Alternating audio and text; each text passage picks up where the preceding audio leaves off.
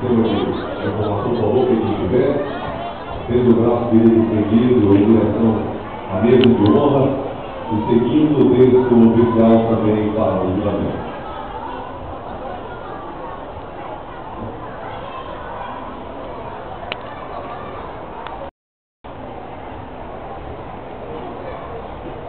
Prometo